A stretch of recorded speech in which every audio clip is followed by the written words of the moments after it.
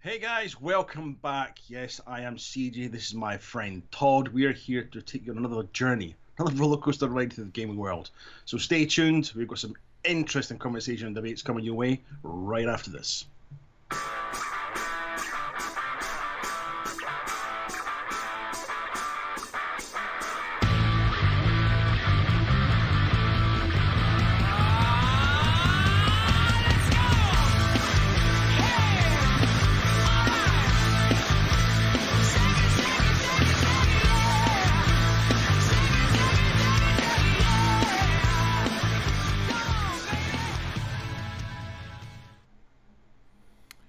And we are back for another week of podcasting.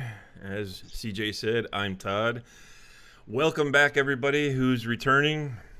Those that are new, if we happen to be lucky enough to get new viewers. Today's going to be a little bit of a different show. We don't really have much of a structure today because there's so slow news. Well, it's not that there's slow news. There's just so much uninteresting news out there. It's horrible. And want to talk about like Fortnite, but if you don't want to talk about Fortnite, there's not much really going on. The only thing I could say about Fortnite is it's shit. And that ends my conversation. But today's pretty much going to be just a free-for-all. So if we get anybody in the chat who wants to bring something up for us to talk about, we can do that. And but there is something I did want to talk about because, of course, as we've said many times, we are sim racers. I'm PC sim racing. CJ is console sim racing, basically Xbox. Occasionally, he used to step out on the PS4, but no, I still do. I still do. You do? I actually got a birthday present coming. I know it's coming, so I'll be racing on PS4 soon as well. So. Oh, you getting another wheel? No, I'm going to get that little hub thing. Oh, the drive hub. That's right. You're going to get the drive hub. Well, it saves having to take the wheel off the rig and then put it to the side and then put another wheel on. Well, no, I know you say get two rigs. Yeah, I know. Yeah, no, I know how it is because I've got the drive hub and somebody actually mentioned having a pulley system. You can just slide, slide the wheel back and forth. It was not a bad idea actually. Yeah. So, but there was a question raised. And I'm going to bring this little question up on the Grid's Facebook channel. Now let me call this up here.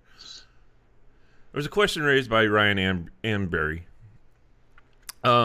He's looking. He wants to buy a Fanatic wheel to race with. Of course, he's racing on the Xbox. And he asked, the differences between CSL and the Club Sport series.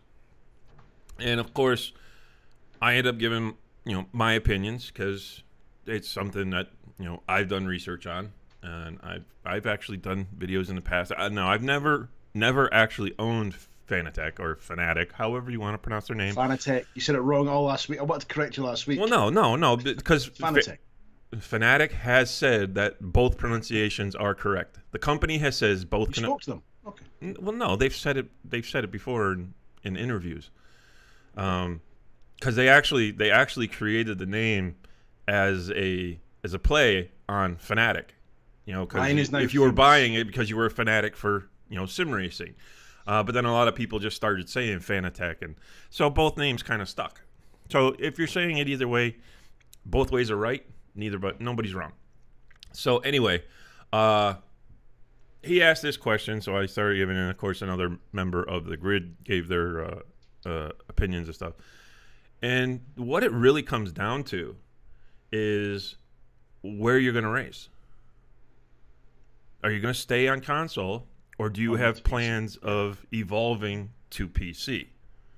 This is kind of what we touched on last week, about how much you're going to pay depending on where you, like you say, where you're going to be. Exactly. You were talking about the new Fanatec wheels last week, and it is a case of not trying to repeat what we said last week, but justifying the cost. I mean, obviously, if you've got the money, you want to spend that money, then fine. But if you don't have that money, you've got to really do something, push it to get that money just for a console. why pay so much money for a wheel if you're not going to I suppose evolve onto PC? But then again, it is all down to personal choice, and it is also down to the funding that you have. I mean, I've seen some setups from guys who use console, and you think, whoa, they've got to be a PC racer, and they're not. They're on P. I mean, some of the PS4 setups are better than the Xbox setups, only because of the certain things you can do on PS4, button boxes for one. Oh yeah, I mean, just take the Logitech wheel. The Logitech G29 looks so much better than the G920. Same wheel. G920 is a bit too soft and squidgy. But why did I do it? That looks wrong. But the PS4 version looks so much better. If you look at the G920 looks, I mean, it looks like the old basic G27.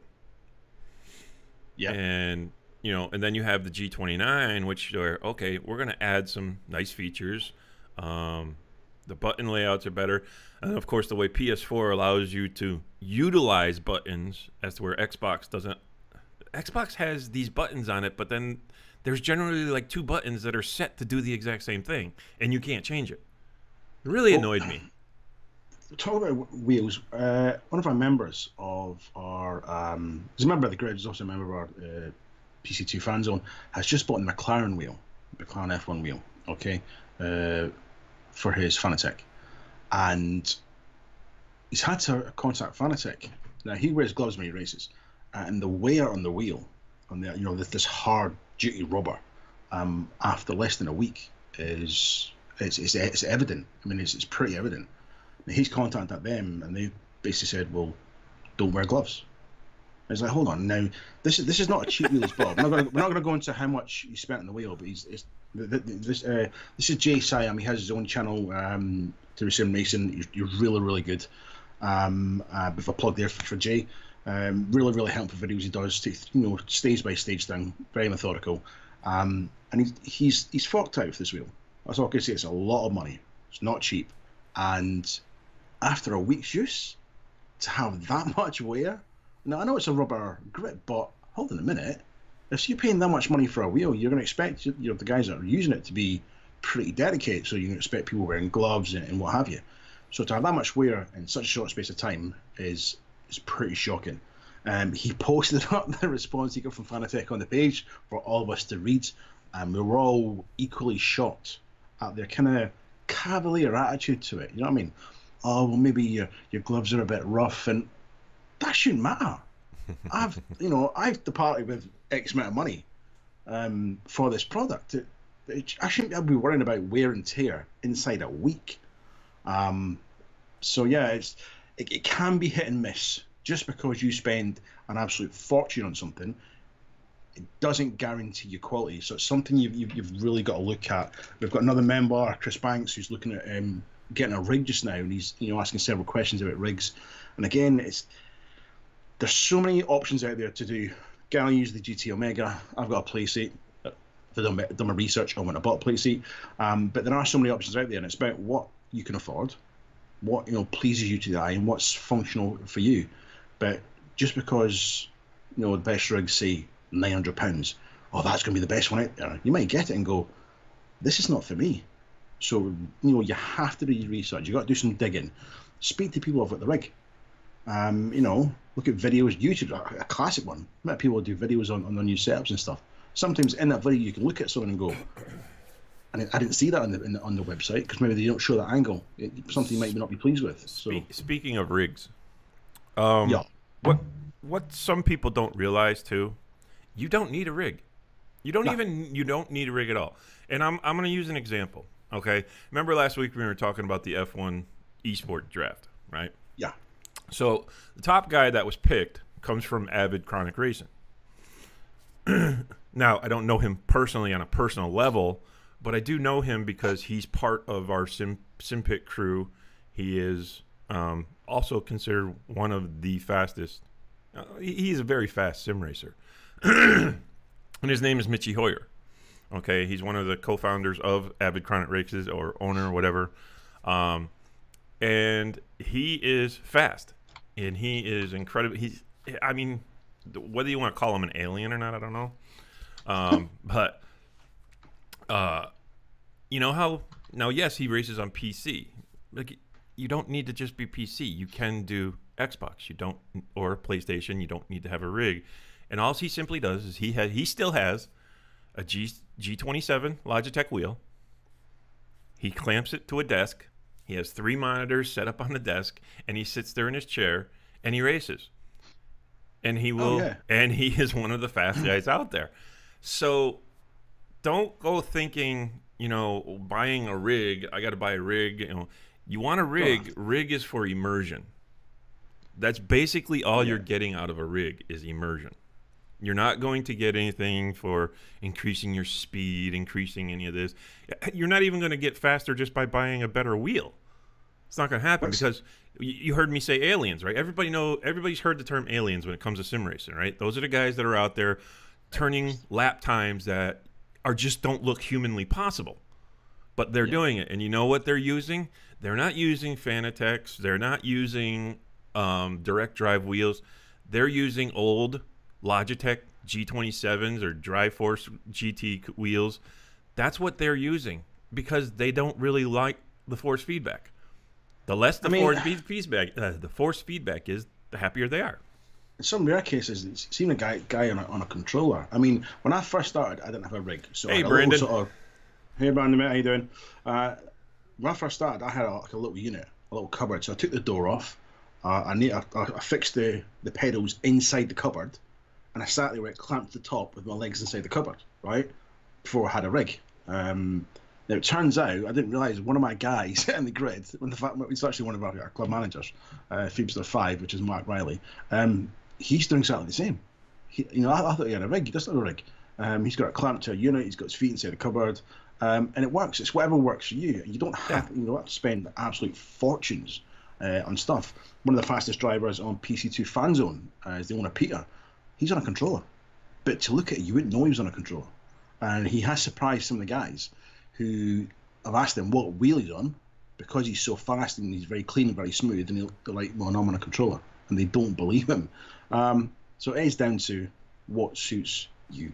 You don't have to empty your bank balance to be able to. No, Brandon says a rig will also give you consistency because office chairs move, and that is true. If you're using an office chair on wheels, remember you don't actually. Not everybody has wheels on their chair, and even some of those chairs have a locking mechanism. So it all depends on the chair. But yes, you will get a more planted center of consistency when it comes to a rig because of course you won't have that chance of moving around or tipping the desk over but to get back to what I was talking about again with this article or not this article, this post that this Ryan Amberry made, and I told him it depends on what you want to do with your Fanatic wheel. Are you going to stay on console or are you going to eventually move to PC at some point? Now, when you buy a Fanatic or Fanatec, you are never wrong if you go with the V2.5, the Club Sport V2.5. That is their flagship. That is you're gonna get a great piece of kit out of there. But I'll be honest with you, I think you don't need to spend that money if you're just going to do console racing. The original CSL Elite, which was made for the Xbox, and it has that stupid little tiled pattern on the faceplate of it and all that, but that was junk. It is absolute crap. But they did come out with the CSL Elite PS4. Now, that is usable between PS4, Xbox, and PC. You just have to make sure you have the right rim, whether you buy the P1 rim for the Xbox or you buy the Xbox Universal Hub to attach to your wheel, and then you can use any wheel. The PS4, the CSL PS4 actually has the same innards as a Club Sport. Uses the same motor, the same servo, the same electronics, the same, all of it. The thing is they dial it back. So you're not going to get as strong of a torque in Newton meters out of the CSL Elite PS4 as you are out of the Club Sport V2.5.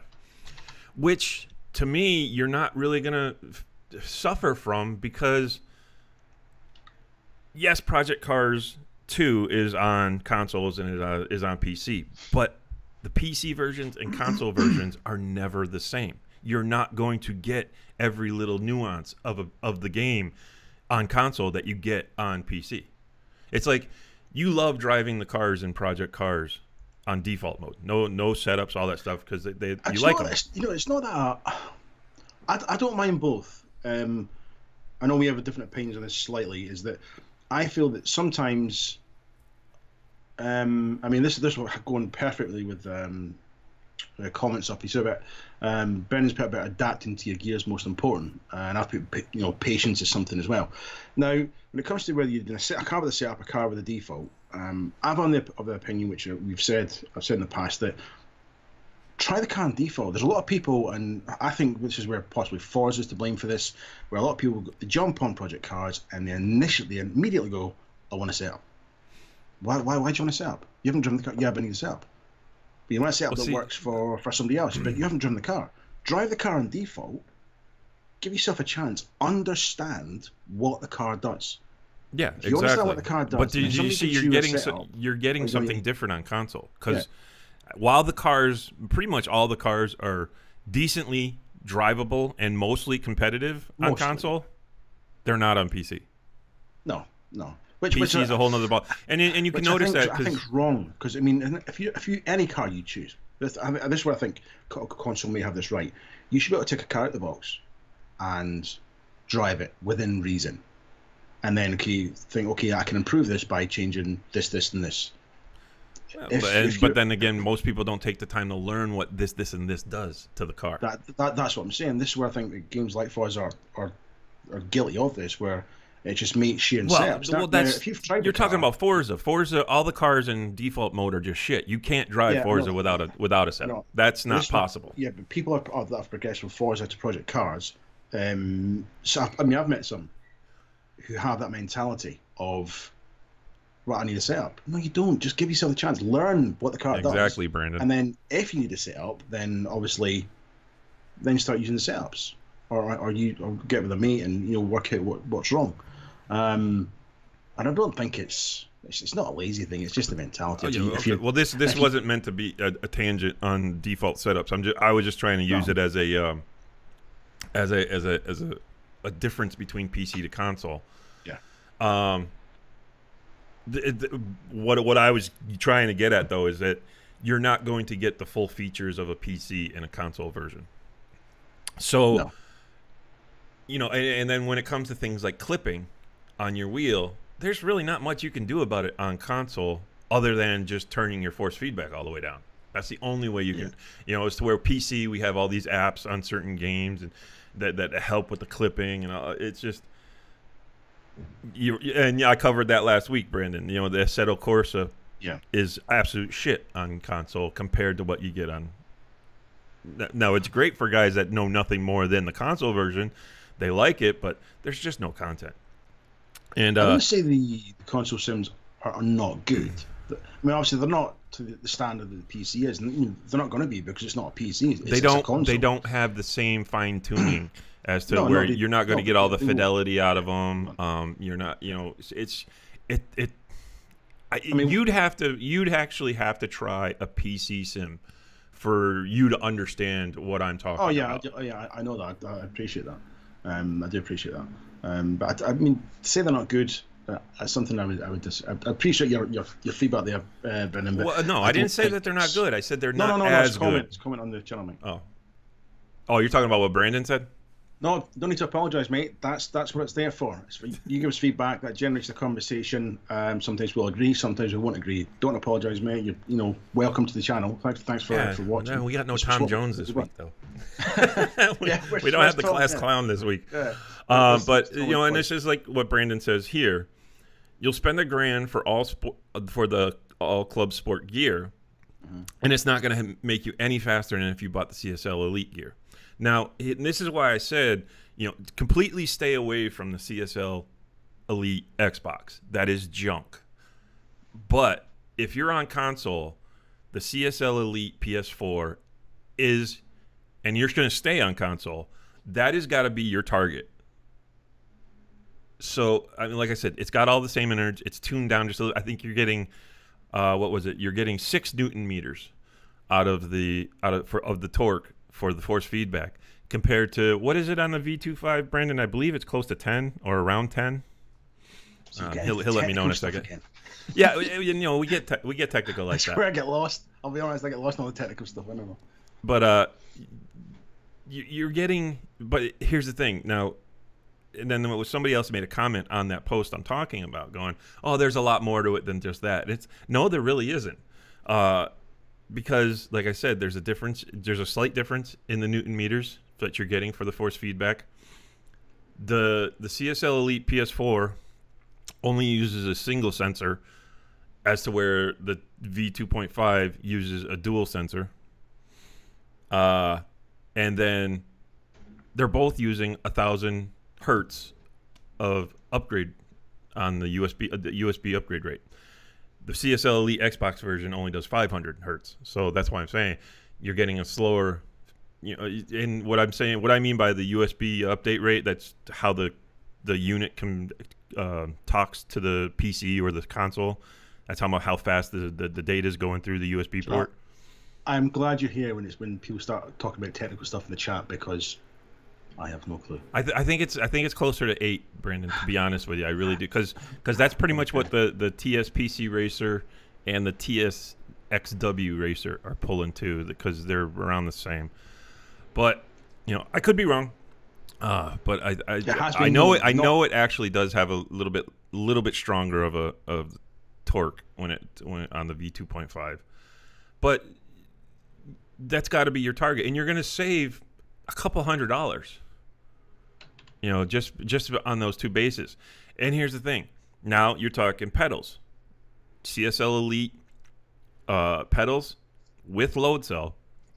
You're talking about $100 less than buying the Club Sport V3s. Club Sport V3s are great pedals as long as you add the brake mod kit. The CSL Elite pedals with the load cell, a lot of guys are just saying there's no need to spend the extra $100 because those pedals are so good. And I have them, and I use them, and I love them.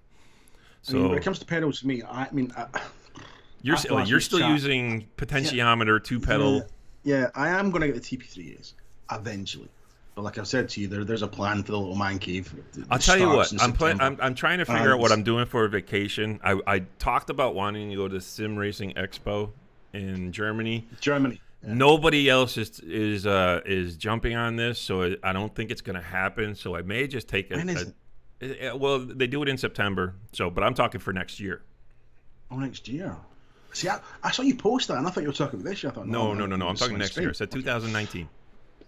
Okay. We never know, mate. Yeah, because they hold it at the Nürburgring. Well, for a fact, Gaz is going to be there, isn't he? No, Gaz didn't want to go. So, anyway, but so I'm thinking maybe I'm just going to take a trip to Scotland, and I'll just come hang out with you for the week. Yeah, look at that face he's making. And if that's the case, if I do decide to come out next spring and hang out with you, I'll just bring you some T3PA pedals. Oh, I got a set sitting in the closet. Brandon, who's in our chat. Everything's sat everywhere, man. It's mental. Huh? You have a set of everything sat everywhere. Mics here and speakers there. Oh yeah, I got mics. I got all kinds of shit. And, even Brandon's. Is she your wife, Brandon? Kimber, who's one of our, who's also a part of the Patreon in the Sim Pit. We're trying to get to start racing with us. Is okay. Brandon's better half. I offered her my G29 setup. Thing is, Brandon, if you get your missus on racing and she kicks your ass, Brandon's quick. Yeah, Brandon's quick. You never know. His other half could be just one of these naturals that just picks it up and boom. And then every race you get beat by your missus, you're not. I'll put it in terms that you would understand. Brandon, as quick as Brandon, to describe how quick Brandon is simply to say he'd be saying, "Hey, Junior, get out of the way." No, I've got a few guys in my club that would say the same. I'll be honest. Actually, more than a few. Okay. Yeah, she is fast. Okay. No, I think she said it's his wife. Okay. I think he was answering that question. There we go. So, but she's never talked to her vocally talk to her in the Discord chats, but she's funny. She's fun. We also have another member whose other half, Melanie, is also starting out sim racing too. So we're trying to get the two of them going together. Nobody does at most things. She beats him at most things. Hey. Oh, got another member, Chris Bassett. Bassett. How you doing, Chris? Welcome to the chat, man. Welcome to the channel. So, but yeah, anyway, so if you really are, you're set on Fnatic. We know this. He's set. He wants to get Fnatic, which you can't really go wrong with Fnatic. I mean, you can, but it's probably some of the better stuff out there. And you're not going to move the PC. Do not spend the extra money on the club sport stuff. Get the PS4 Elite, and you'll be right as rain. But enough on that. Yeah, that was your Fanatec half hour, guys. Welcome. Welcome. We're actually going to start talking about something else. This not Fanatec. That's the way it works. But hey, today's a free for all, so it's a good day for all. Right, for the ones just if you're just watching us or what have you, we've been talking about past half an hour about Fanatec and wheels and rigs and what have you. Today's kind of a random one, and I want to throw something out there. Now, this is we were talking off air, right? And there's a slight disagreement with this next one. Okay, is Uncharted, right? Highly successful franchise on the PS4. Which is kind of glad Tomb Raider's better though. Yeah, I'm kind of glad it didn't come to Xbox around because they would have fucked it up, right? It's a very, very good game franchise. Now, Nathan Fillion from the TV show Castle made a Firefly film of Uncharted. He starred in a fans film. Yeah, fans film, and for me. I thought it was terrible. And if you're looking for it, you can find it on Twitter. Yeah, my little brother posted it on Facebook, tagged me in it because we play Uncharted, and I just thought it was terrible because I don't think he's a good actor. Now, this is where it's a good thing your opinion doesn't matter. This is where Todd disagrees.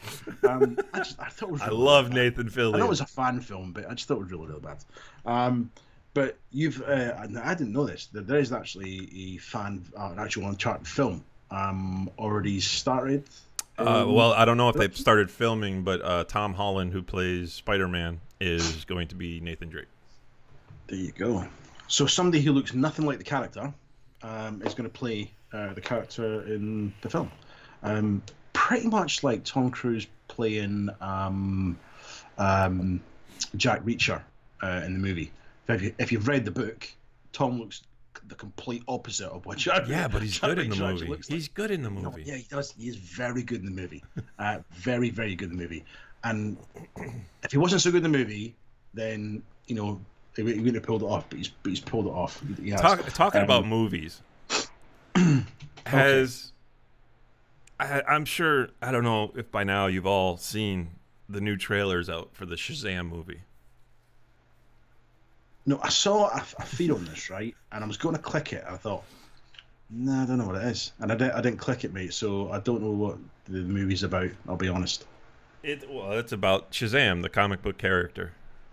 There you go. Comics. Not my yeah, sorry. He does. CJ's not about, Do you know, no, comics is a very American thing. It is. There's a sort of fan base in the UK of certain comics. Like, if you're in that sort of world, my little brother he's in that kind of world. He's in the 2000 AD and stuff. But comics is a very, very American thing. I mean, like the money you guys will pay for, What are you talking about? London has some of the greatest collectible stores in the world. Forbidden Planet. I love that store. Okay. Yeah, they have the stores, but the whole thing of comics and the following it has, it started with you guys. I mean, comics here, you got like the Beano and the Dandy. Well, yeah, comics. The big comics started here. You know what you need to do? You know what you need to do? You need to start collecting copies of the Viz. Now, if you've not read the Viz, to all our UK viewers, anybody from the UK who has read this, you'll understand where I'm coming from. Okay? Just read the Viz. V-I-Z or V-I-Z. You can't get it online. Yeah, It's not something you can read online. Okay, speaking of Shazam, this is what I'm talking about with absolute ridiculousness. But if you take a look at the screen, that's the outfit. Now, the guy who plays Shazam, the actual hero, is the guy who played Chuck on the TV show Chuck. And that's the outfit he's wearing. It's so horrible. It's like, and then I watched the trailer, and it's like they're trying to make a straight out comedy. It's because, you know, Deadpool and all that. You know, Marvel basically kicks DC's ass when it comes to comic book movies. Yeah, but, we've discussed this before, and it's just, it's like, so now it's like, you know, DC's trying to not be so dark. They're trying to come up with this comedy, and it's just like, it's horrendous. I just really, oh my god, what the hell? It looks like, see, now everybody says Captain Marvel. I've called him Shazam because I used to watch the TV show in the 70s when I was a kid. It was Shazam. So he's always been Shazam to me, not Captain Marvel. You know what it looks like? It looks like the sort of guy you'd see in an advert advertising toilet cleaner. Flash, kills germs dead. That's what it looks like, isn't it? It just looks like a big rubber suit. It's not really. Yeah. It's like, couldn't you find somebody like Henry Cavill who does the Superman to at least look muscular to put in a suit? It's a bit bad, isn't it? It is a bit bad. Okay, so went from Uncharted to Shazam on that one. Now this is a game we mentioned last. I think we mentioned it last week. We kind of moved off it really quick. Now for me there's admiration here, and as well as thinking, what were they doing? Right, The Culling 2 was released, PC game, battle royale game. So they released it. That's a niche game. Yeah, and they've now admitted that the launch of the game was nothing short of unspectacular. It was terrible. Oh, so like, we haven't seen that in the recent past. So the game's gone to sale, right? They're selling the game. They've realised, hold on a minute, this is a pile Wonder of Woman. Right. Ooh la la. It's a pile of tongue. So what they've done now is they've said, right, we're not going to sell any more copies. They've pulled it from sale, right? And which is what they did with Batman. Arkham Knight. The developer has actually got. There's a video. You go on the GameSpot, one of the websites. There's a video up there. It'll probably be on YouTube of the developer actually making the apology, saying, "We got it wrong. If you bought a copy, we'll give you a refund, and we're going to fix it. And only when it's fixed, are we then going to release it back to the public." Now, two things. One, could you have not identified how bad the game was before putting it up for? Well, they could have. They just didn't want to spend the money for the research groups. And two, this is the positive. At least they've admitted it. There's so many companies, and we know who they are. Activision, Call of Duty, who will constantly pump out EA crap. Yeah, pump out crap, right, and give you nothing in return. So yeah, don't get me wrong. I like EA. A lot of their games I do like, but there are some games that you had no business releasing. Yes, they got it wrong, but they redeemed themselves by going, yeah, we got it wrong. Here's your refund. When the game's ready, we're going to re-release it. Now, will the people who got the refund then go back and buy it for the second time? Probably not. But that was a little thing that I spotted. Something else that I spotted. Gally doesn't like this. Is Wildlands. Tom Clancy's Wildlands. Nobody plays it anymore. If you're a fan of Tom Clancy, you like the Tom Clancy titles. I do. No, I like Division. Apart from Rainbow Six Siege, which I think is a terrible. There's something happened about Wildlands as well. I hate Rainbow Six Siege, but it's more popular than the other two. It's still more popular. Yeah, it's so the Wildlands is actually getting a new map. They've now announced there's going to be a new map coming. Oh, you mean you get to go somewhere besides the island? Other than the game world that's in, and they're making a change to the tier 1. So anyone who's played it, you know that you complete the game and you can switch over at a point where you go into the tier system, which affects your XP, and you work from tier 50 all the way to tier 1. You get to tier 1, that's you've finished the game as an operator. But no, they now add another level to it. Now the tier 1 difficulty is insane. It is super, super insane. You have got to operate like, I suppose, like you're light on the ground, really. There's no margin for error. Absolutely zero margin for error. So how they can make that even more difficult, I don't know. It is insanely difficult. But this is the worrying thing. This is why I mentioned Rainbow Six. There's going to be, and I'm hoping it's just a DLC thing, but you get a choice. I love Vegas. Yet, Vegas 1, 2 was awful, but 1 was good because you could. You remember you could put your face on your character if you had the camera for the 360. You could put your face on one character. Yeah. So the alarming thing is there's going to be a crossover between Rainbow Six and Wildlands. How they're going to do it, I don't know. I think it's going to be sort of a mission. So it's your choice whether you want to do it or not. I don't know how they're going to do it. Because one's a third-person shooter and one's a first-person shooter, so we'll see what happens there. It might be like the Predator thing. It's just a silly little mission they chuck in there. The Predator thing is a bit naff. I'll be honest, it's terrible. It's terrible. It was a good concept, though. It was a good concept. It didn't work. No, it didn't. It didn't, and it's insanely hard to get the Predator as well. It's a bit daft. I mean, when you get if you played it, when you get close to the location, the music starts playing and you got all the Predator sounds and you get goosebumps, and then you get there and you're really disappointed. Well, what they tried to capitalize on there is when you're talking about the games like Friday the 13th, may it rest in peace. Now that the legal battles are over and they're not allowed to do anything with the game anymore, so whatever state you have that game in, that's the way it's staying for the rest of its life. And Dead by Daylight. Which basically are just survival. Not really. They're not a battle royal, but it's just a one. They came out with it like Evolve, where it was one person versus, one person played the bad character and the other characters just tried to survive or defeat them, and that's what these games were like, and that's pretty much like what the Predator was trying to accomplish, but it failed miserably. It wasn't very good. And if you're going to play a Tom Clancy game, my first recommendation is The Division. Because why is that, CJ? Seamlessly. Because there's news about The Division. Now, I'm not excited about this, but I'm going to be excited for obviously all our viewers. All how many are watching? Oh, we have 5. Okay, probably who watches in the future. If you have The Division, right, and you're one of these guys who just enjoys the grind, doing the same shit over and over and over for justification and points. Yep. Okay, in the bleak winter of New York. As long as you're playing Division 1, you can reap the rewards for Division 2. Now, I'm assuming you have to sort of sign up to this or log your email or give all your worldly details over so that when you buy Division 2 through your, imagine probably your Ubisoft account, it'll cross over. You're going to get rewards.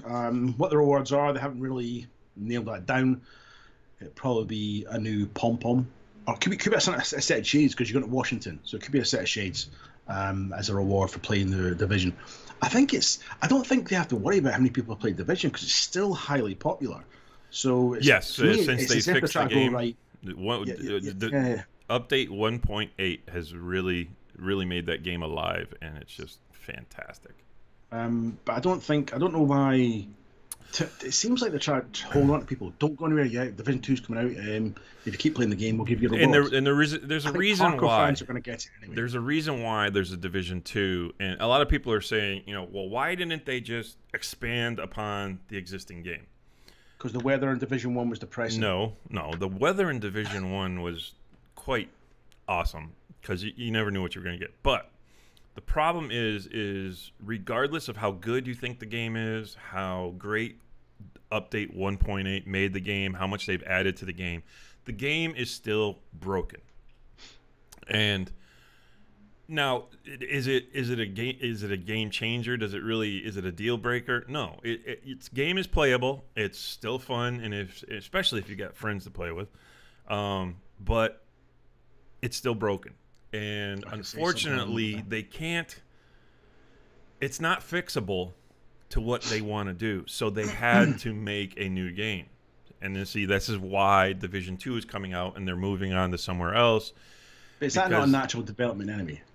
When you have when you have a successful game, you look at going, okay, let's expand. Let's well, that's just it. The division was it. The game was very expandable. You could have expanded on it, but the fact that it's broken and the fixes they need to make aren't possible by completely changing the code of the game. They had to go with a second release. So, unlike Destiny, who's just always screwed up and just never fucking. Well, I mean, hopefully the release of the second one is going to be better than the release of the first. Anybody who I think it will remembers when the first one came out. I mean, I was one of the ones who pre-ordered it, and then it got delayed. Yeah, the first one sold well too, but delayed, and then eventually came out. When it came out, everyone's like, "Hold on a second, this is not the finished product. What is this? This is not what it's not. That wasn't a finished product. It wasn't what they showed. It was finished. It's just they didn't end up making what they showed at E3. Ubisoft. That's what people were pissed about. Wait a minute, this doesn't look like the gameplay you showed us at E3. No, I think there should be, I don't know, a law, a guideline, some ethical thing where when you go to E3, what you show should be substandard to what you release. Yeah, but again, this is where Ubisoft doesn't give a shit what you think. Yeah. You shouldn't go to some. I mean, can you imagine going to go to some Ferrari test drive? You get jumping your new Ferrari. It's doing 210 down the highway. This is fantastic. I'll buy one. Fantastic. You wait until delivery. The door goes. The guy goes, "Sir, your Ferrari key." Jump in it. You go on the highway, 80. What's going on? You wouldn't be happy, would you? And that's pretty much what happened with we can't let you go faster than that, because then you'll be getting major speed limits and crashing your car. But that's that's what's happening with Division 2. The hardcore fans are going to enjoy that. I will be getting Division 2. I won't lie. I'm not a big fan of the game, but I've got to give it a second chance. I'll give everything a second chance. It's kind of what I do with the games. The game, I'm really looking forward to Division 2, and I can't wait for that to come out. I may end up doing less racing when that comes out. But speaking of racing, this is the game I'm really looking forward to, and it's just, it keeps saying available summer 2018. Now, of course, this is early access for Assetto Corsa Competizione. And I know you're so sad because you're stuck on console and you're not getting it. Somebody actually was in a party the other night. Somebody actually said, "Oh yeah, it's come to console," and immediately I was like, "Whoa!" They haven't said that yet. No, it's not. They're still being ambiguous on that. Nothing has been announced that's coming. Yeah, they haven't said yes, and they haven't said no either. I think. Do you know what? If you don't say no, people are just going to assume that it's coming. So they should just go. Actually, you know what, guys? It's not coming to console, so people can just stop, worrying about it and getting all excited about it. There's nothing worse. You think it's coming and it doesn't come. So, but now, and like I said last week, this one makes more sense for you to release on PC and consoles, Kunos, because this one actually is going to have the same content. Now, this is the bitch we say when we're talking about Assetto Corsa on console.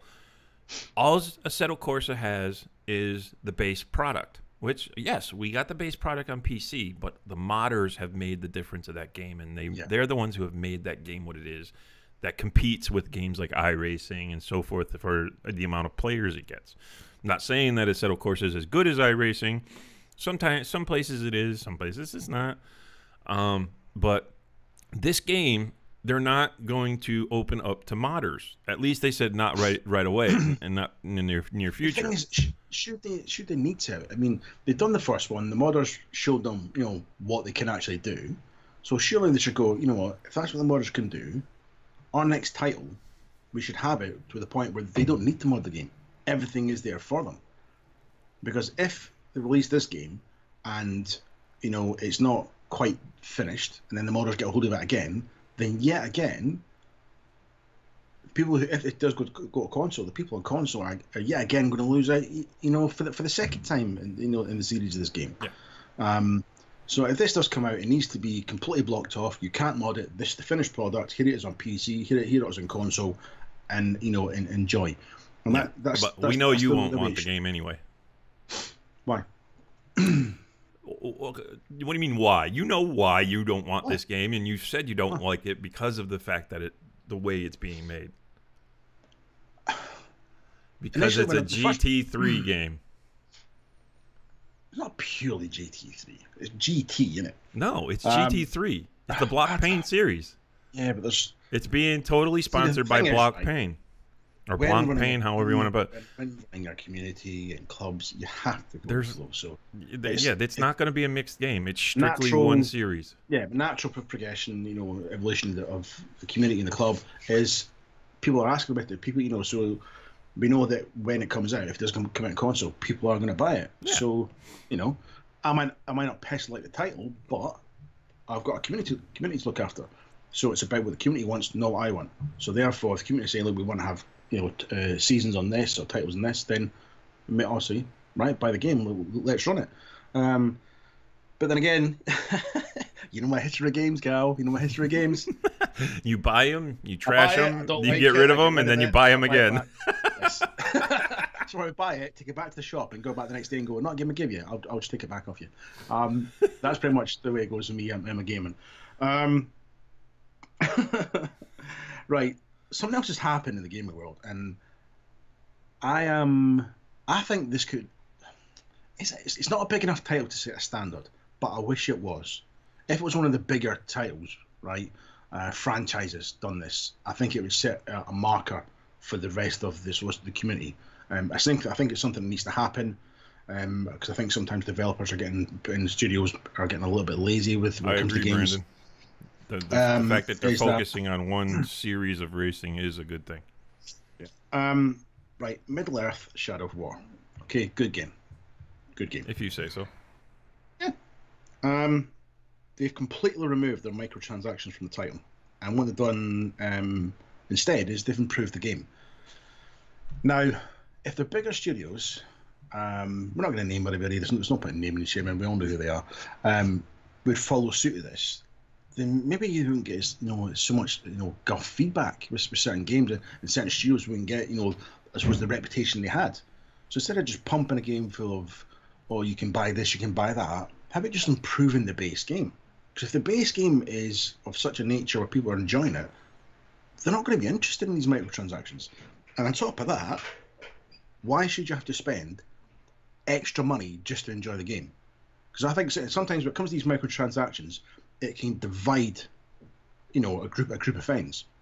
So six guys, 5 can afford all these extras that allow them to do stuff, and then there's poor little Johnny who can't afford it. See, there's microtransactions. There's microtransactions I agree with. If the microtransactions are based in cosmetics, then I'm all for it. Earn some extra money off of your title, because developers get screwed when it comes to selling their games. Plain and simple. Okay. Yeah, we spoke about quite a while ago, actually. Yeah. If they're going to do it on cosmetics, that's fine. If you're going to also include microtransactions for weapons and other things within the game, as long as these things are also earnable in the game by playing it, I'm fine with it. I can wait till I earn that item, or I can choose to buy it. But when you're talking about the only way to get this super class sword or crossbow or whatever is the only way to get it is by buying it, well then that's when I say fuck you, I'm not playing your game anymore. Yeah, because that's where the community becomes completely, I say, unstable and unfair. Because that's where you are dividing the people when it comes to money. Do you know what I mean? You got a guy who, don't repeat, probably does probably 10 podcasts ago. You got a guy who will spend hours and hours doing this game, right? And he just can't get that last few kills to unlock this weapon. But he's going to try. He's going to commit himself to do it because he wants it. And then here comes Chad, who's got all the money in the world. He's a daddy's boy, and just buys everything. Yeah. And and it's like you're defeating yourselves.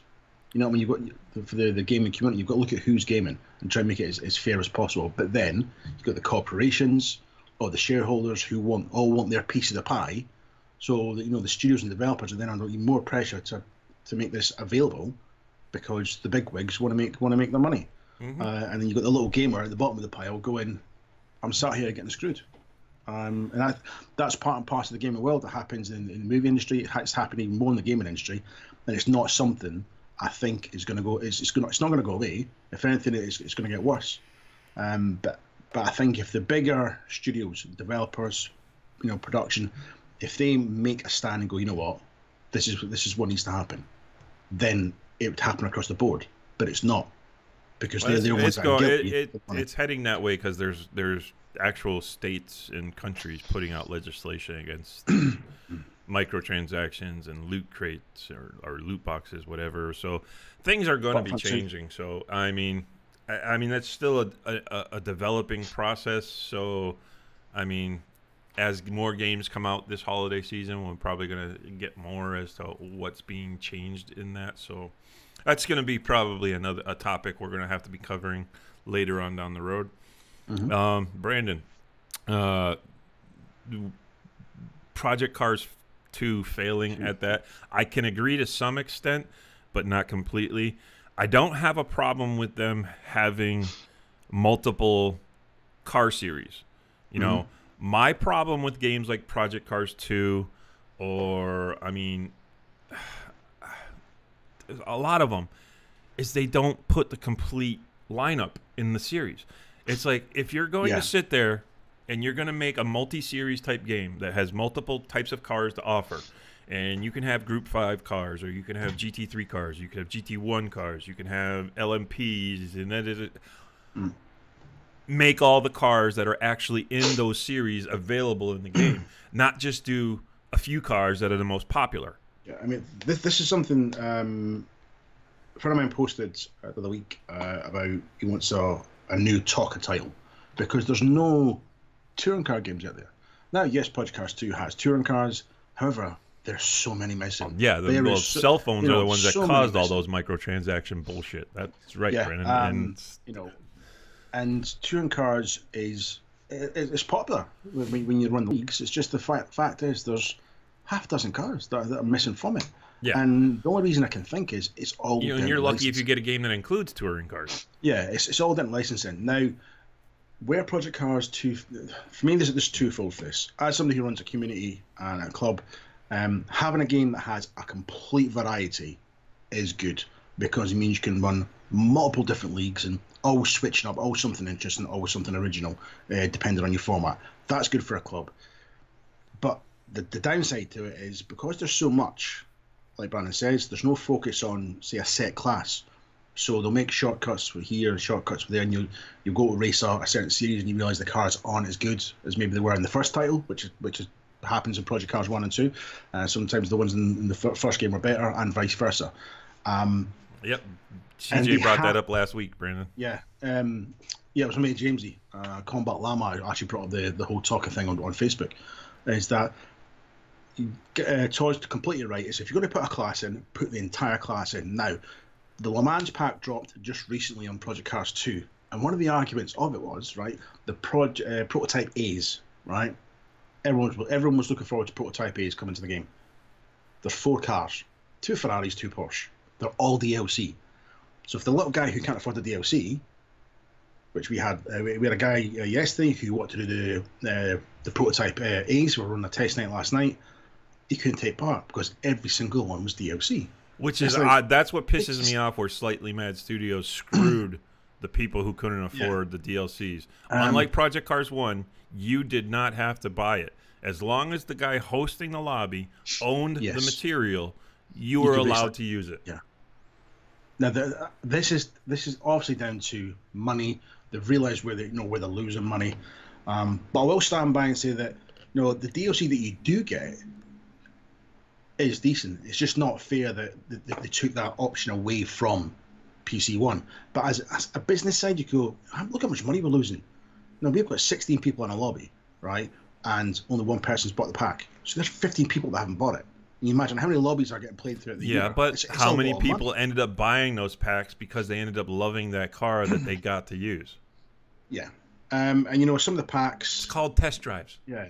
Some of the packs where some of the packs, this is, you know, Forza Podcast 1, Podcast 2, sometimes the packs, you're buying a pack for one car.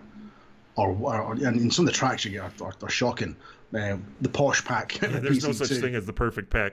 Porsche test track is terrible. It's terrible. Lipstick or whatever it's called. It's awful. No one races it. We don't even use it. Honestly, it's that bad. But the DLC thing is it's a positive and a negative. And we're now going to have to put basically an annotation on our posters now, letting people know that there's DLC involved if in an event or a league, just so they know.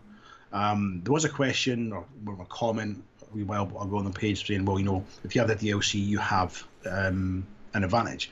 That's not entirely true, because you know, you got a selection of cars in a class. Some cars are better on the straights, some cars are better on the corners. You've just got to choose what, and it all comes down to driving as well and setups and what have you. I'll take the car that's better in the corners. Yeah, not all DLC.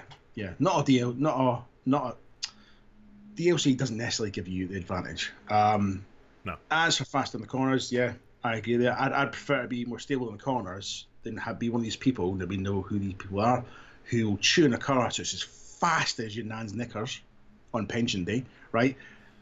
Down the street, brake hard, struggle around that corner just to go flat out again. Because, sounds like Forza. But for me, that's not a skilled driver. Anybody can drive fast in a straight line. Sounds exactly like Forza. Skilled drivers are the ones who can take the corners at, you know, at speed and manage the car and make those micro corrections. You know, there's 50, 60 micro corrections you might make in one corner. Rather than just struggling in the corner and putting your foot down. Yeah, that's annoying too, Roman. you end up buying it and you end up having a favorite car, but nobody else likes it. So this, do you know what? When I read that comment from Roman, right? Hey, Roman, welcome to the channel, man. Thanks for tuning in. Roman's one of the guys that raced with us, top bloke. Is that Forza 6 was bad for this, right? Because if you remember way back when the Porsche pack came out, and everyone was really excited, and then but like no one really used them for about a week, and then that was it. And no one used it. That was the same with Project too. The Porsche pack came out, everyone's really excited about it, and everyone's like, nah, it's actually not that good. And a lot of people are annoyed. This is what I found out last night during the thing. A lot of people were annoyed that they released the Porsche pack, and then the Le Mans came out with 2 Porsches. Why didn't they come out with the Porsche pack? Well, I would say there was Le Mans pack, so it came out with the Le Mans. But I think everybody got caught up into the hype when it came to the Porsches, because Porsche is no longer limited to EA and Need for Speed. And everybody was all excited. Oh, we're finally going to be able to put Porsches in games, and people got carried away. Forza 6, yeah. I mean, but, you know, Forza is a great example of how people get screwed on DLC. It's like, okay, they charged you $20 for the Porsche pack. At least you got different cars. Then they charge you $20 for the NASCAR pack. And what do? They give you 3 cars. Oh, there's 20 cars. No, there's not. There's 3 cars with freaking 20 different paint jobs. That's all there is. That's what it is. And you gave us a track. Oh, whoop-dees. Freaking do that day. That's what happened with the Ferraris Project Cars 2. The Ferrari 488 came. And I was like, oh, yeah, fantastic. And you've got every single livery that the car has, right? But it's just one car. Everyone's thought was, well, look at all these cars. No, it's one car just painted 20 different times. That's exactly what happened. Everyone got really excited about it because it's got every single livery from all 4 regions, which that's very good. That's cool. That's really, really nice. You can only get 16 in a lobby, so why do you need all those liveries? That's another thing that sucks when it comes to consoles is the limited lobbies. They really need to find a way to create a system that works on consoles the way we get on PCs for when it comes to things like iRacing, and we have the SRS sim racing systems. What we have on on PC. Now, yeah, we get 24 people per lobby, but that's not only limited to 24 people to the race. I mean, we get a race. I mean, on SRS, we've had races with 120 people in the race. But what happens is you get 24 per lobby, and then it's called a split. So if, depending on your ranking in the system, you get to be in the top split, and then you go into the next split. So each one's doing a split. You're all racing the same race, and you're racing for the points in your split. Now, granted, the splits are going to have the points in split 2 are going to be a little lower than split 1 and so forth, split 3. So you're not going to be racing for as many points as you would be if you were in split 1. But all you have to do is raise your ranking. Once you get your ranking up to where now you automatically get to be in split 1, then you're going to be racing for those. And console really needs to come up with some. Heinrich, if you ever happen to listen to this, which I know is never going to happen, get SRS on freaking consoles, man. You've got a gold mine there. Figure out how to do it. You could, I mean, guys like Apex Online Racing, ESL, all these things that have all these people that they have to limit to who can race that night. ESL, yeah.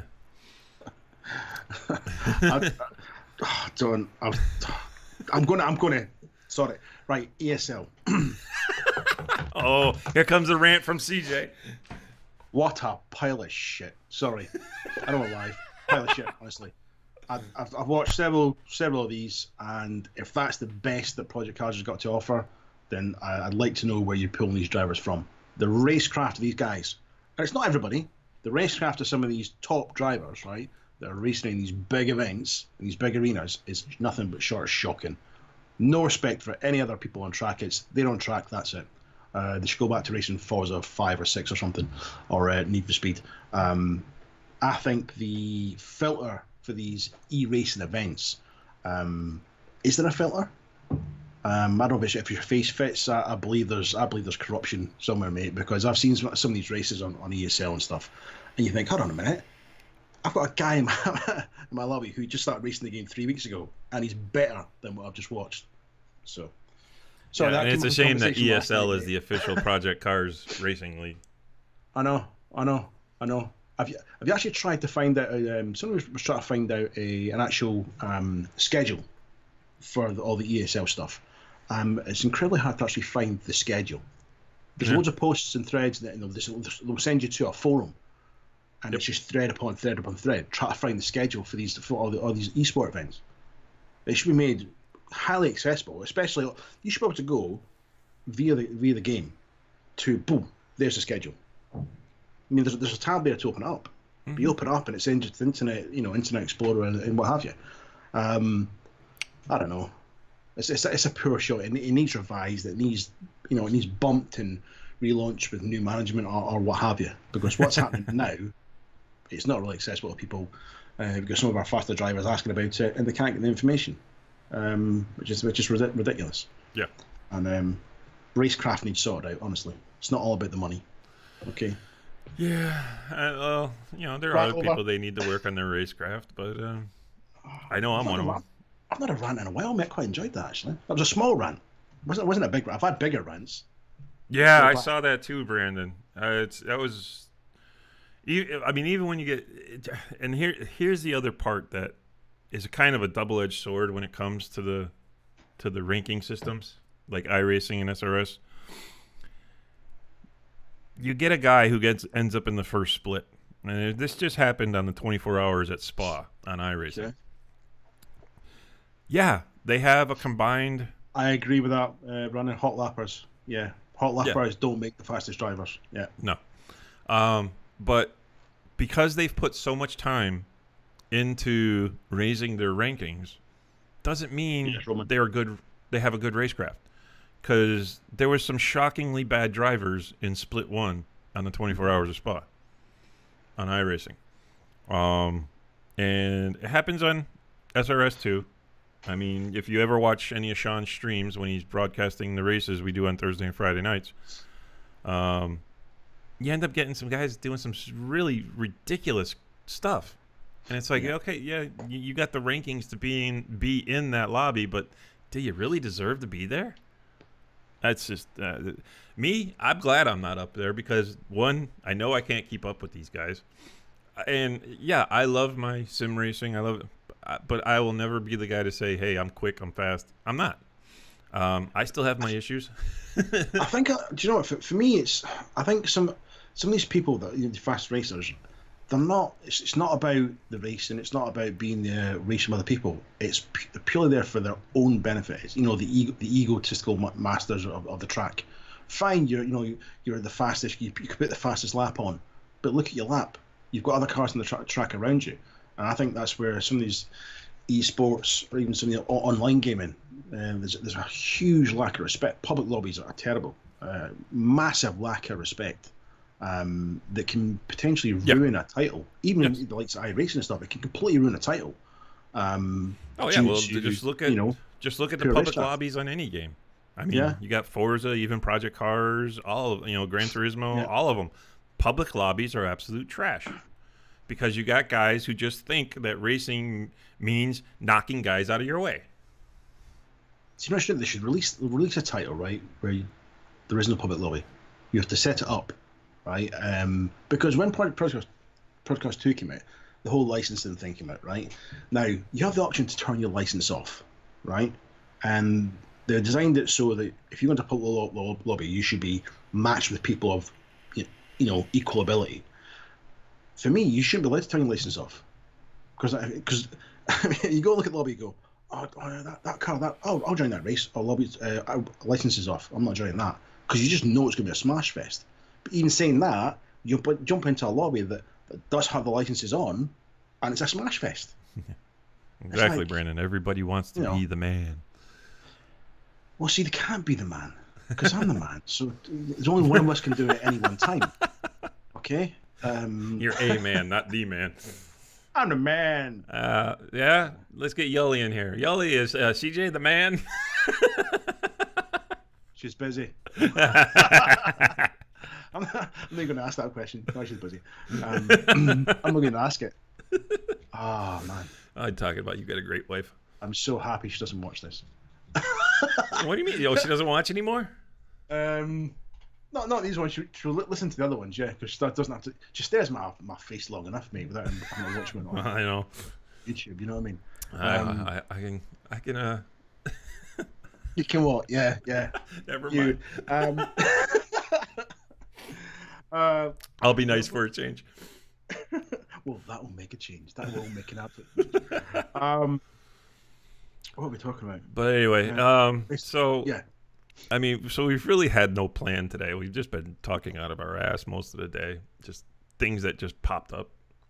Because, like I said, it's been a really slow news week. I was hoping to really get some information off of the Assetto Corsa Competition that they were supposed to. Special. Oh God. Maybe we are the society problem. Maybe that's what it is. So social media is the problem, Brandon. That's the problem with it. I mean, okay, off the top of my head, look what just happened to Guardians of the Galaxy. We have just lost the guy who has made the first two movies, fired. Tim Gunn. He got fired because of tweets he made about 10 years ago. Now, here's the thing. Before he was even hired by Marvel, Disney, whatever, to make the first movie, these things were brought up, these tweets he made, and they were vile, disgustingly, and they were meant to be jokes and stuff like that, but they were disgusting. And it's a decade ago. People change intent. I'm not the person. And that's just it. And when he brought these up, he publicly apologized for them. Started saying about how he's matured, he's not that same person anymore. And you got to also take into account of where he was working at the time. He was working for Troma Pictures.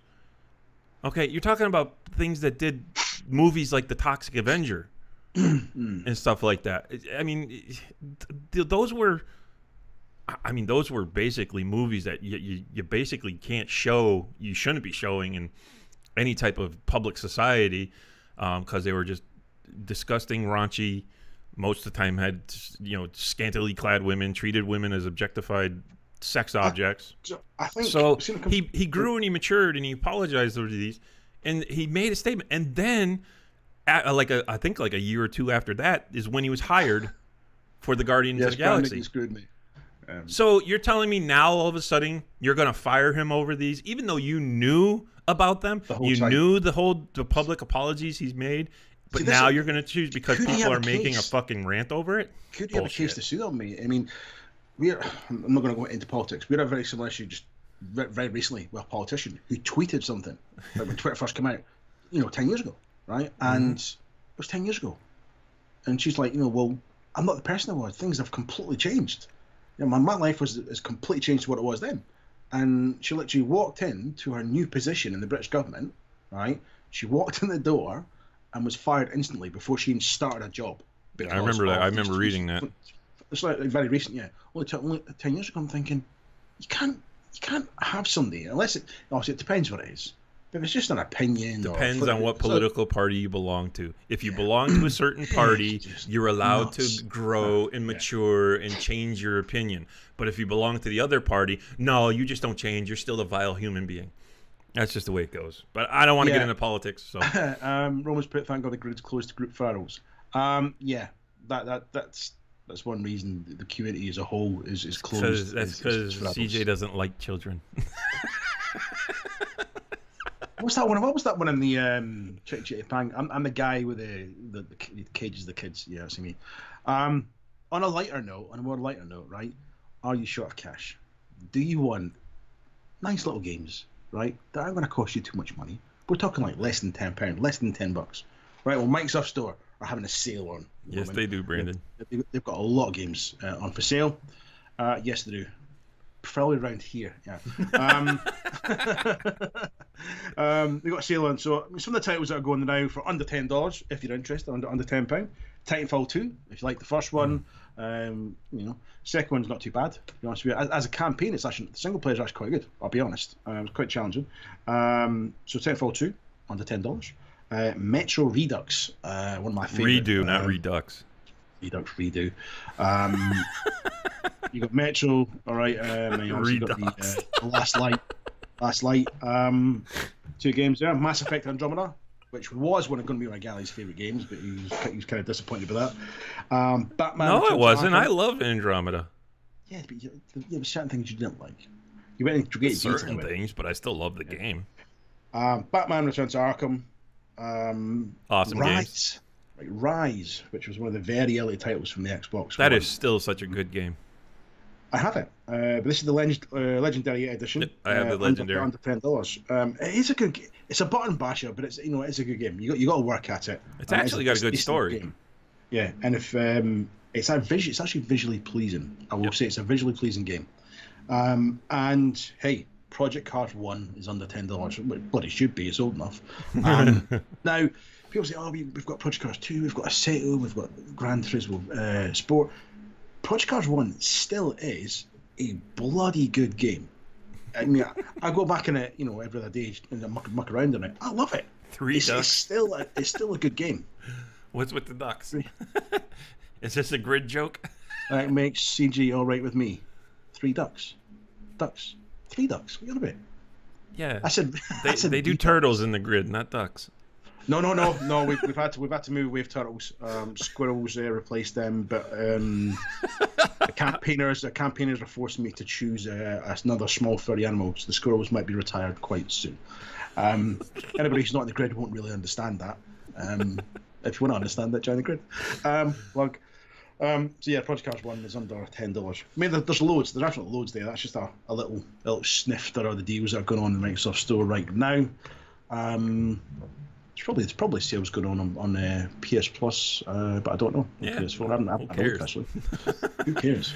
And if you're on PC and you have Steam, there's probably tons of games on there for sale too, because there always is. A little bit cheaper. Yeah, a little bit cheaper. So it has been a bit of a random one. I know we said it was going to be random, but we've kind of gone in every direction possible today. I think, kind of. So anyway, you brought up earlier in the beginning of the show. Let's close out our show. Okay. Talking about rigs. Now, I did say that you don't need a rig and all this stuff, but rigs are nice. I enjoy having a rig. I don't want to personally sit at a desk, so I like having a rig. So if I was to sit there and pick 3 rigs, which for you to actually look at, I know what the first one's going to be. considering buying. GT Omega Art. Yes, the GT Omega Art is definitely a rig you need to look at, because not only are you going to get a quality, stable rig, you're gonna not have to spend a lot of money. Yes. You want to go a little bit more expensive. I would definitely recommend looking at the race room seat, which you can find at the race room store. Yeah, we looked at that after we went off air last week. Yes. And it does look quite nice. But I'm more tempted towards there's one the Next Level Racing do. Now on Inside Next Racing, Level they did a review of it, and they've redone the F1 GT. Yes, it's now just called the FGT. Yeah, and they've done a review, and one of the cons was this bar that runs across just in front of the seat, and how that was going to prevent you from getting egress and ingress in the getting busy in and out of the seat. I'm thinking, that's not going to stop you getting in and out of the seat. how does that affect you getting out of the seat? But then in the video, he steps on it to get out. I'm thinking, well, you wouldn't do that. if it's there, you're not it's part of the frame in it. So yeah, look at the race room seat. Mm-hmm. If you are looking to spend a good piece of change, yes, Brandon, I know you have the R seat, and that is one I would recommend. Take a look. If you're looking, like I said, if you're looking to spend some money, take a look at R seat, or SimLab is on vacation right now. But SimLab makes an 80/20 rig, which is it's probably the most desirable when it comes to people who like to modify their rigs. But I would take a look at the SimLab rigs, and another one for top dollar choice would be Cimatech. I think it's pronounced Cimatech, the one that Gamer Muscle uses. Which that is a very good quality modular top dollar rig. So those would be my main choices. You know, if you want a good quality rig on a low budget, definitely got to take a look at GT Omega and the race room seat, and then the other three you can take a look at if you've got some change to spend. Look at Track Racer. Their R6. Track Racer is way overpriced in my opinion. They're not worth $700. They've just done a massive upgrade. To the Mach 2 frame, Mach 2. But again, it's still not worth $700. Well, the paddle on the seat is just still not worth $700. I would say. You know what? 450 to 500 maybe, not $700. I think it looks awesome. It really, really does. It looks really, really sturdy and what have you. Yeah, I've got decisions to make. For that amount of coin, you can buy something better. It's not going to be a purchase, soon. This is as part of the reworking of the man cave. But it's something I've got to look at, and I need to make a decision, because I can't obviously start saving, but I need to make that decision, because I'm not going to make the same mistake I made with the first one when I bought a bloody place. Yeah, don't ever buy play seat. Don't ever buy play seat. You rip the seat off because it's crap, and you put on a car seat, which everybody does. So yeah, I need to make a decision. There's too much to choose from. Way too much. Far too much. What other ones have you been looking at? Pretty much the ones you've been mentioning, mate. Just obviously I've looked at the GT Omega because you won't shut up about it. It's good. It's a great seat. Yeah, I keep going back to the Next Level stuff. Brandon's mentioned the Next Level bringing out a new seat. So I'll have to try and find some information on that. Yeah, I believe that's the FGT, yes, isn't it? I could build a rig, Brandon. I really could. But no, I want that. That purpose built. I like. To be honest with you, you can cost effectively build your own 80/20 rig. See, I am not handy. That's the problem. Me and DIY, we kind of pass in the street. We don't say hello. Me and DIY. That's how familiar I am with DIY. I'll give it a go, and kind of half the time it works out, half the time it just doesn't.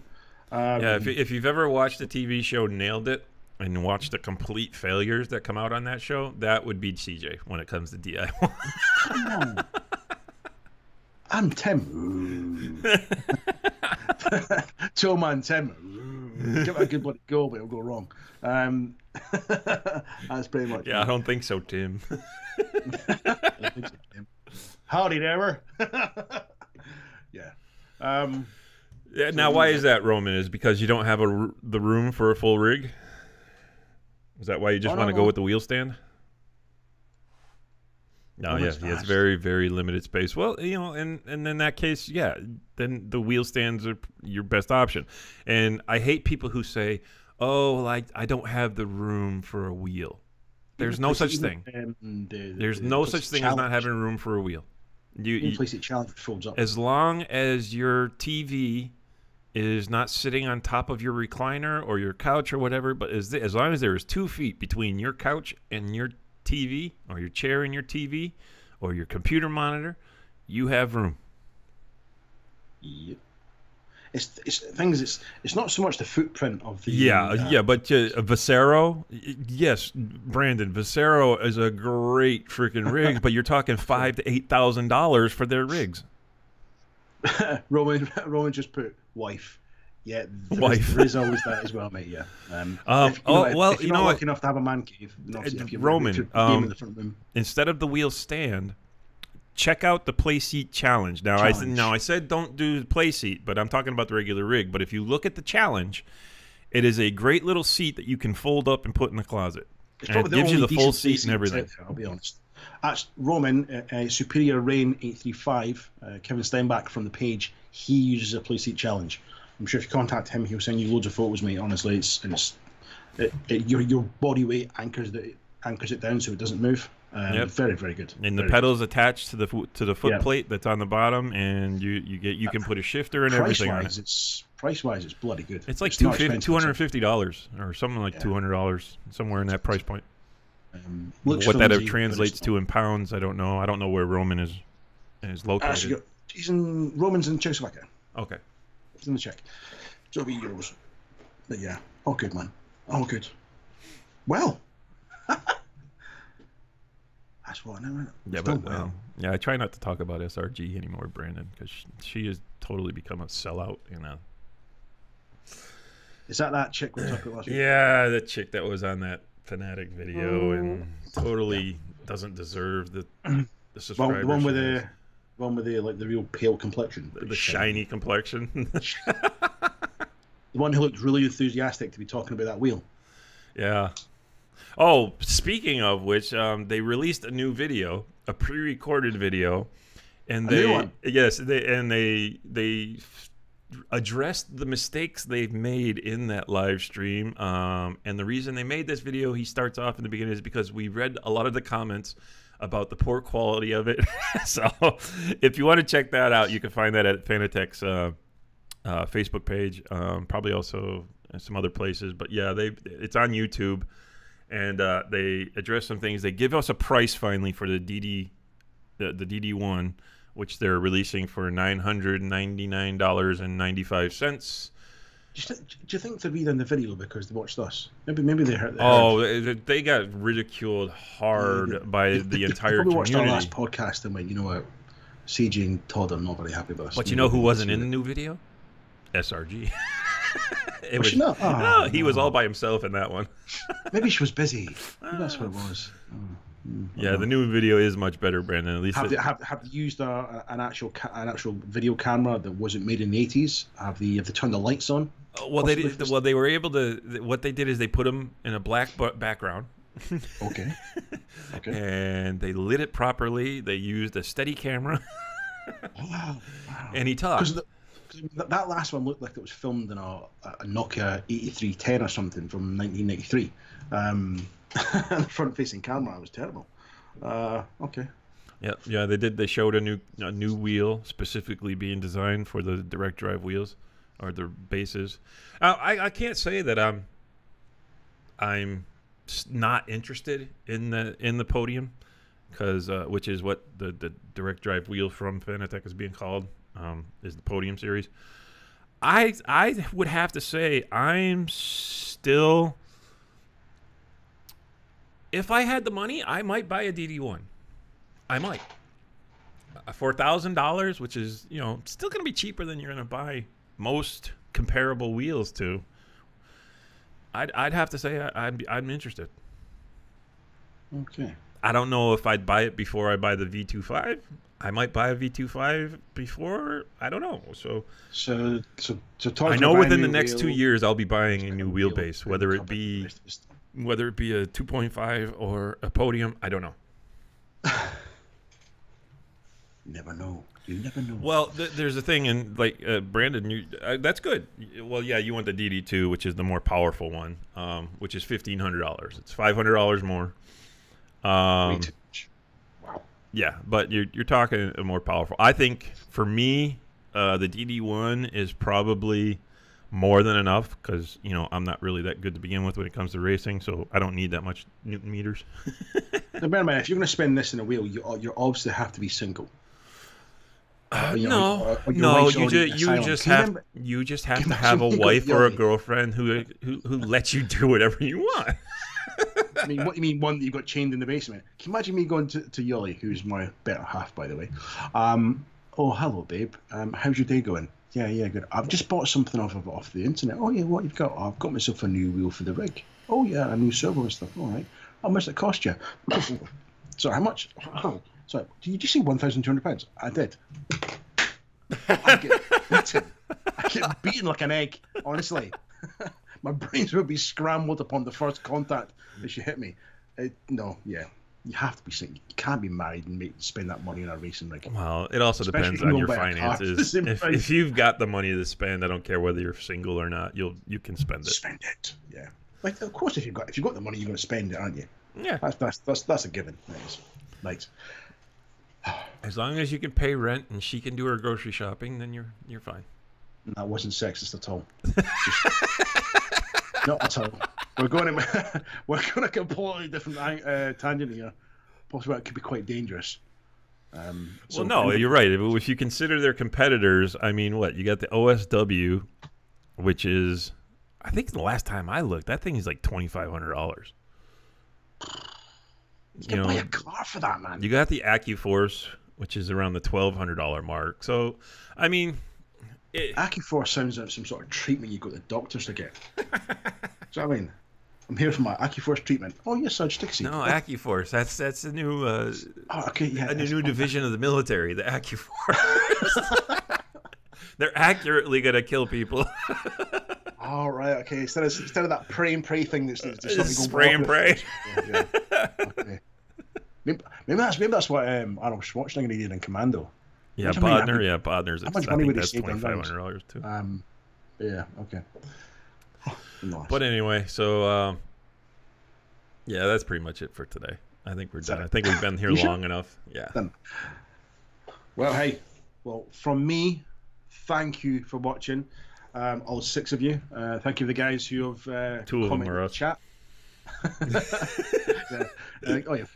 Comment in the chat. If you liked what you saw, make sure you hit that subscribe and click on the little bell so you get any notifications that come from this channel, whether it's streaming, podcast, or anything else. Too. Yeah, give us a thumbs up. And please feel free to comment below. Yeah, and feel free to spread us around, share our videos, tell your friends, hey, you want to watch a couple of fools on YouTube? Well, watch these guys. Look at these 2 middle-aged fools talking guff. Yes. Well, thank you for joining us, Brandon. You too, Roman. Oh, look, Robert showed up. I think he showed up a while ago, actually. Oh, he did? Yeah, he did. Yep, he showed up a while ago. He's just been awful quiet. Yeah. So hopefully someday I could be on the same level as Sean. But I don't do a daily show. I do a weekly show, and I do it. I don't even know how long we've been doing it. Oh, no, they're about an hour and a half we've been on, so that's good. Wow, yeah. we definitely had no plan today. We had no plans, but man, can we ramble on? But anyway, again, yeah, just tuning in. We're about halfway through. Give us a like, hit that subscribe button, and if you're racing on Xbox and you got Project Cars 2, check out the grid. Go race with CJ and his group. If you're on PC, come on out and check out the Sim Pit where I race with Sean Cole.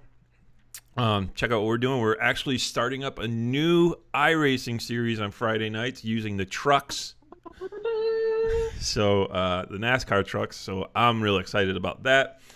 And we do a lot of other stuff going on. We do fun stuff to where we play things like Wreckfest and all these other things. So come and check us out over there, or go check out CJ. And other than that, have a good one. See you later, guys.